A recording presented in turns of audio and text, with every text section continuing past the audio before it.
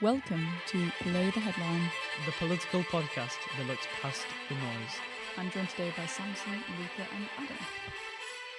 Right, Go on so on the 26th of February, there was a by-election held in the constituency located in Manchester of Gorton and Denton.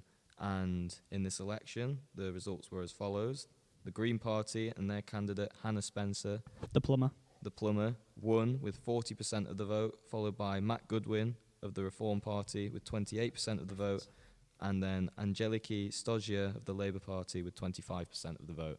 The shift in the votes were also as follows. The Labour Party lost 25% as compared to the 2024 election.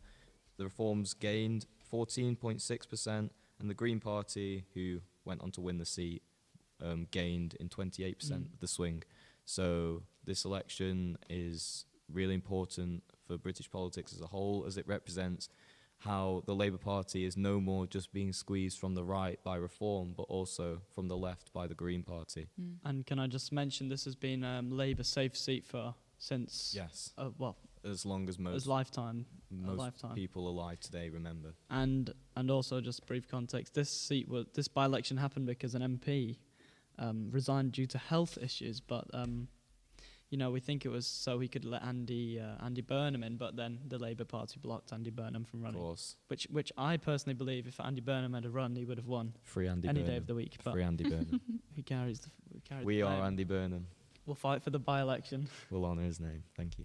Goodness. Well, what about Labour's reaction? Because I'm sure Keir Starmer did a statement on this saying that it was very disappointing or so. So what does this mean for the future of Labour? For me, this is just the final nail in the coffin for the Labour Party, or at least the second to last nail in the coffin. May will be the final nail in the coffin for the Labour Party and their hopes of winning the general election, and also for Keir Starmer, because if he doesn't go after May, that is just a new level of stubbornness Dictatorship. that seriously is not sustainable in British politics. If I were someone in the Labour Party, I would have already been urging him to go after the by-election, because a result like that is embarrassing. It's embarrassing, and the fact that he'll go out and say he's still going to fight, and regardless of the disappointment, he still believes that Labour are the best alternative to Reform, as he keeps pitching them. We are the best alternative. We are the only alternative. And he's not proving himself as an alternative whatsoever. You can look through his policies, which in immigration, it's just like trying to be a Reform 2.0, but fails miserably because none of them have the backbone to do anything. And then in other policies such as welfare and things like this, they are trying to cling on to the left-wing vote. But once again, they don't really achieve anything because of their nature of U-turning constantly and trying to please one group of people whilst also trying to please another group. It just doesn't really achieve anything. So that's what I think of the Labour Party, that they don't really have a chance. Yeah, I find it incredibly interesting that it is actually Greens that won instead of Reform. I mean, you'd think with all the ruckus at the moment that Reform would gain a lot more than just 15%. Well, Greens. I don't know. I slightly disagree because of the nature of the constituency. I mean, really? Yeah. Gorton and Split in Denton the middle, isn't it? is split down the middle. So you have Gorton, which is much younger and also made Muslim. up of ethnic minorities, Muslims, compared to Denton, which is a much more older generation, sort of, the generation of Reform voters. Denton, on the other hand, as compared to Gorton, they're completely the opposite. So they're well entrenched in the red wall of Labour voters. They are of the older working class generation. And if you look at the demographics of this by-election, you will see that on one half you had Denton, who were split basically between Reform and Labour, and on the other hand you have Gorton, which was resoundingly Green. And that's the key to understanding this by-election. I'm not surprised whatsoever, because this is the furthest away from a seat that Reform could win. You're looking at large ethnic minorities who are incredibly cynical about Reform's politics. And for me, the fact that Reform still managed to come second in a seat where the left-wing sort of policies and left-wing politics has dominated it in its entire history, that in itself is an achievement for Reform UK, and they can't be just written off because of this result. Yeah, I mean, if Reform can do this in this left-wing seat, think what they can do in everywhere else. everywhere. Yeah. It So will just be is this the uprise of the Greens? I mean, I think next big party? because a lot of people view Keir Starmer as some people call him right-wing and centrist, but I don't think he knows what he is. Starmer chameleon. I think he's far more right than left. But this is the problem, you see, for the Labour Party. This pushes their traditional or more left-wing voters to the Greens. You also have a lot of voters, like the traditional Labour voters, who will go to Reform. Yeah. But if someone like if there's an overtake of Starmer in May and they get in someone more left-wing, maybe this will change the Labour Party's fate. But I don't think there's much that can be done now, especially after this. But it feels like we've said the final nail in the coffin for Starmer like a dozen times now. He just feels like he's clinging on to the cliff, just staying there, like, just leave. I mean, for me, not letting Andy Burnham run was already the sort of cowardly act that proved Keir Starmer is so insecure about his control of both the Labour Party and the country. And had they let Andy Burnham run, the seat obviously would have been won by Labour. I have no doubt about that. And I also believe that after the May election, Andy Burnham could have launched a bid to become the leader, and maybe the Labour Party could try and get some rejuvenation that they desperately need before 2029. Because at this rate, they're going to be doing worse even than the Tories. And it's not going to be a good look for the Labour Party. It could signal their end the same way that the Conservative Party have sort of had a signal that their end has come with the rise of Reform. I think this next general election will definitely be between Reform and obviously Greens. But we have seen recently, in the past couple of weeks, Restore Britain and it's been put in the opinion polls. I know the opinion polls aren't fully accurate, obviously, but they've been put at 10% of the vote share. This may split the right wing again, and it gives the Greens a chance, doesn't it? It does, but a chance of what? Winning? They've got no chance. They've got a chance. If Restore gains enough traction, it's. You seriously think Restore Britain will? They'll in first past the post system, they will gain enough traction to split the vote. Well, how long is it till the next election? It's quite a while, isn't it? They've got some time. Politics change. I feel like some people are just a bit too throwing in their cards behind a party that doesn't really have it. I mean, they're more extreme than Reform. Okay. People just want the next alternative. And Reform aren't even that extreme when it comes to their politics. Like, if anything, they're going more towards the centre than they are towards the further right sort of boundaries that you see other European far right, and I say this in quotation marks, parties like the AFD or Italian party, Rassemblement National in France, or Brothers of Italy in Italy. And you've got the Dutch far right party that just recently missed out on that election because of their new prime minister. Can I carry on from the point before? So people seem to be party hopping. So what does this really show about the British two-party system is broken? Yeah, so and it's coming to an end. The British public seems to have no faith in politics at all, and so they're just looking for the best alternative that they can find, which there seems to not be any good alternatives at the moment. And so Britain's in quite a bleak situation. And what is this from? Like, after effects of maybe COVID, the financial crash. Maybe it is thinking. No, I don't think it's that. I think we've had terrible governments for the past. Well, since 97, since the Tories for 14 maybe. years, and it's just knocked us and all before out. that, we had Labour. But no, the two-party system is broken. Look at the Gorton and Denton. I don't think I don't know the exact number, but I don't think that the turnout was that good. Voting turnout, so people are disillusioned really bad. and just don't want to vote. So yeah, hopefully. Well, we just can't have Labour getting again, but this is what is pushing people to maybe more extreme options like the Green Party, because they go, yep, Labour's lying, they can't do anything. Why not go for the populist, new, young, modern guy who's got some crazy policies out there? Well, why not? Same on the right as well. Yeah. But I think it's scary if Greens get in, and the seat was worrying. As we see, the deputy leader of the Labour Party was actually at a pro-Iranian protest. I mean, I know he was saying he's anti-war and doesn't think the strikes were justified at all, but they're still quite worrying. He was next to some Tehran flags, and I think the final thing we need to cover before we can call it a day on this topic is what Matt Goodwin called the rise of sectarian voting, or it's more colloquially known, family voting. Essentially, sectarian voting or family voting is where you are accompanied into the voting booth by someone who's a member of your family. So most that could be most likely your husband. That could be your husband or wife, or it could be your parents or your brother. And essentially, they would vote alongside you because you would not be deemed. I don't want to say capable, but there's definitely an element of capability. So what is it for? this. Like people with disabilities also?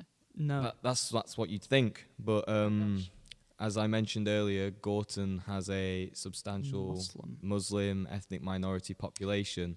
And as a result, you've got these wives who were accompanied by their husbands into the voting booths. And it was observed by multiple independent voting observer bodies that sectarian voting played a huge role in this election. It was deemed to be incredibly bad by most modern voting standards, and they are launching an external investigation into this election to try and determine just how much of these votes were influenced by whoever was joining them. So and this is another reason why, like, not online voting or whatever. It's when you send in a letter, you get a letter delivered to your house. So this is why this needs to be stopped. It needs to be in-person voting only with IDs. This prevents illegal immigrants voting. That this will happen, especially in the next general election one, and sectarianism, which I don't think Reform would have won even without it, but it plays a big part. You do already need IDs to vote. Yeah. Well, but it's just making sure that the message is known, because so many people rock up to an election without an ID, really? And they look like right idiots when they have to go back home and get it. What was it that I was going to say? Oh, I think the final point I was going to say, and this is something that both Matt Goodwin and Nigel Farage raised, is this sort of weaponization of sectarian voting. So those of you who paid actual attention to this by-election will take note of the sort of famous campaign video that was in Urdu. It was quite terrible. It sort of reminds me of Zoran Mamdani's campaign to become mayor of New York, and how he had a video in what seemed to be every language. It was quite crazy how he just came out every week and he was speaking a new language on the streets of New York. And that was kind of the policy that the Greens adopted here in their campaign video that was in Urdu. They're obviously trying to target a very specific block of voters in that huge ethnic Muslim minority that lives in Gorton, and it seems to have worked.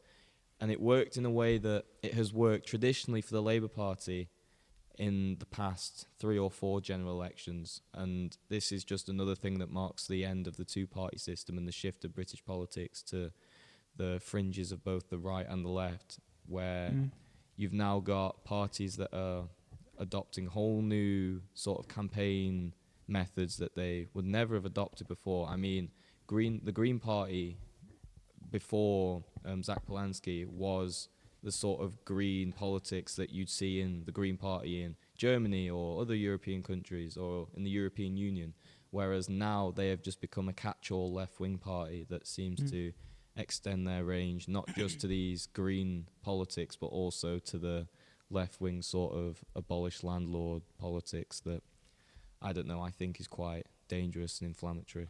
Absolutely. I mean, the Urdu advert was terrible. I'm surprised she didn't do her speech in Urdu when she got elected. But this is just the way our country's going, you know. Everything needs to be in English, and I'm sorry, but if we continue with the level of immigration that we're at, eventually what will happen is you have whole sectors where the Muslims are controlling the vote, or this... I'm afraid I think it's a bit too late for that, Luca.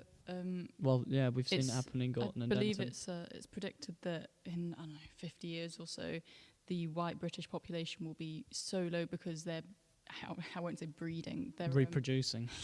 They're reproducing so much quicker, and the birth rate for white British people is declining very quickly. I mean, look at London. What percent is London white? Pluralism is where you still accept that not everyone's from the same ethnic background, because obviously they're not. Britain is a multi-ethnic country, but it's not a multicultural country, because this overarching idea of British culture, and roll your eyes if you listen to this, because what is British culture?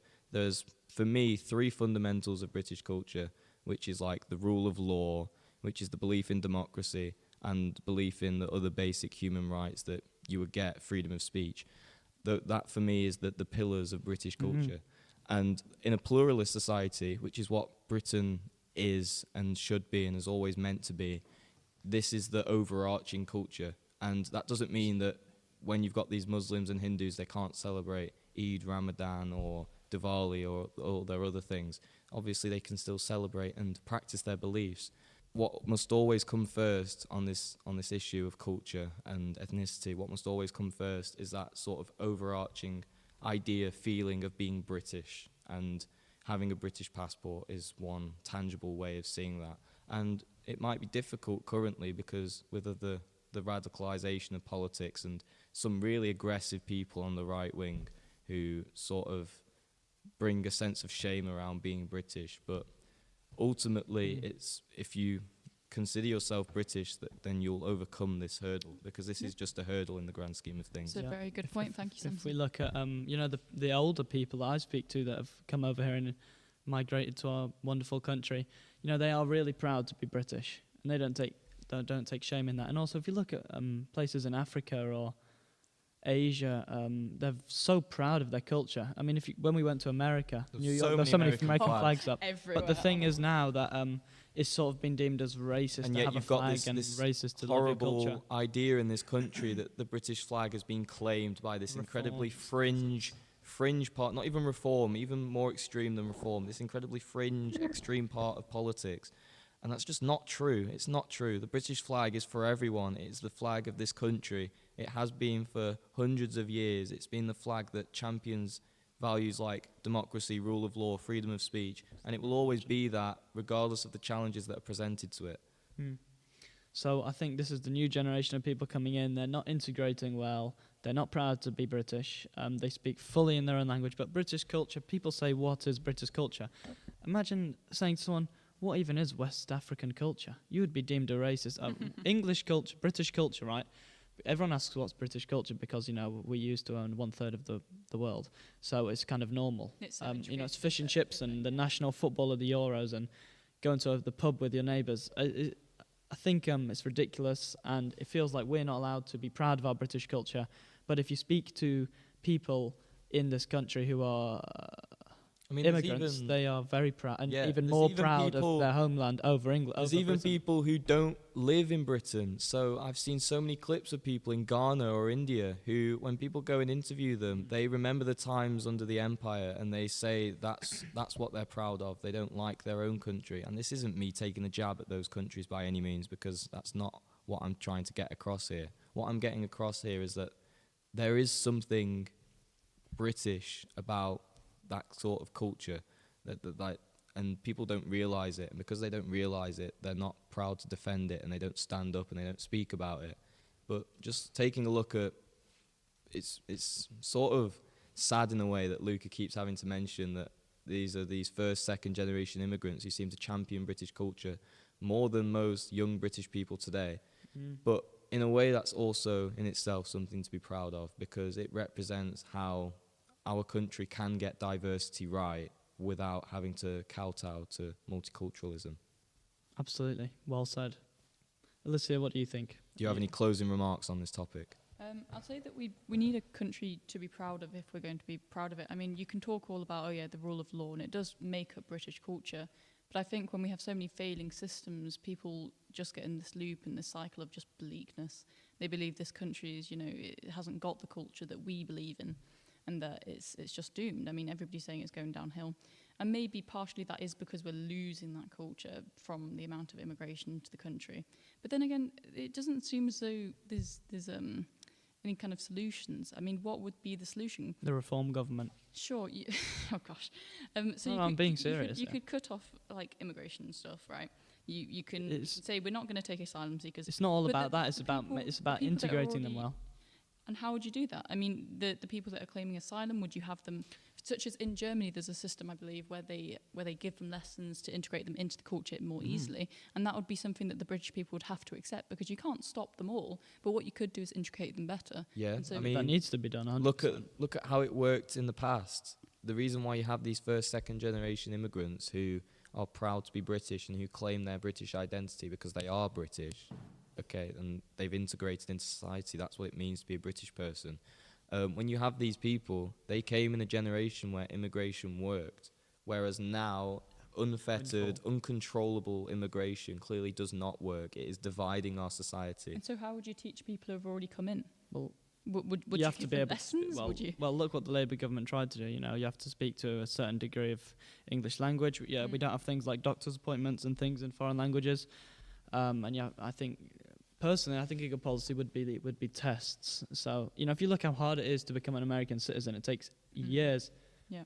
I think we should have stronger tests. I know you have, what is it called, like the knowledge test to become a British citizen, but this needs to be made maybe every 5 years or something, so people aren't just coming into the country, passing an easy test, and then just speaking only in their home language, living only among their own people, and yeah, it's ridiculous. basically just not integrating. We can't lose our country simply because they want to make their country here.